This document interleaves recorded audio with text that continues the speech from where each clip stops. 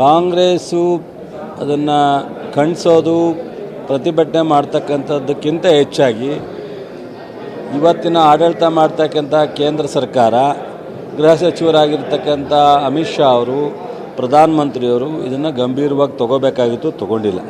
Parliament ಒಳಗೆ ಚರ್ಚೆಗೆ ಅವಕಾಶ ಕೊಟ್ಟಿಲ್ಲ.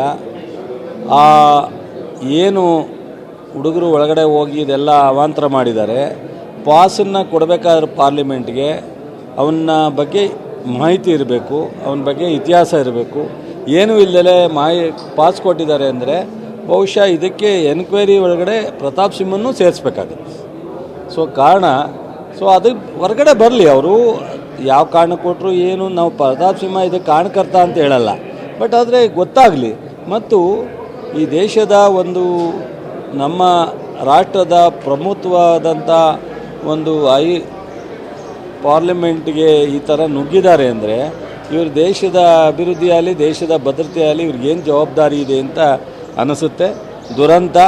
ಮೊದಲು ಒಳ್ಳೆ ಹೈ ಲೆವೆಲ್ ಕಮಿಟಿ ಮಾಡಿ ತನಿಖೆಗೆ ಆದೇಶ ಮಾಡಬೇಕು ಅಂತ ನಾನು ಆಗ್ರಹ ಮಾಡ್ತೀನಿ.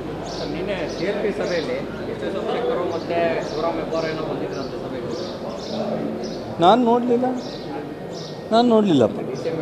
ಇಲ್ಲ, ಊಟಕ್ಕೆ ಬಂದಿದ್ರೇನೋ. CLP ಸಭೆನಲ್ಲಿ ನಾನು ನೋಡಲಿಲ್ಲ. ನಾನು ಊಟ ಮಾಡಿ ಬೇಗ ಹೊರಟೆ. CLP ಸಭೆಯಲ್ಲಿ ಅವರು ಪ್ರೆಸೆನ್ಸ್ ಇರಲಿಲ್ಲ. ಸೊ ಊಟಕ್ಕೆ ಬಂದಿರ್ಬೋದು. ಊಟ ಯಾರು ಬೇಕಾದ್ರೂ ಡೆಪ್ಟಿ CM ಹೋಸ್ಟ್ ಮಾಡಿರೋದ್ರಿಂದ ಆತ್ಮೀಯವಾಗಿ ಊಟಕ್ಕೆ ಬಂದಿರು. ನಾನು ಒಳಗಡೆ CLP ಸಭೆಯಲ್ಲಿ ನೋಡಿಲ್ಲ.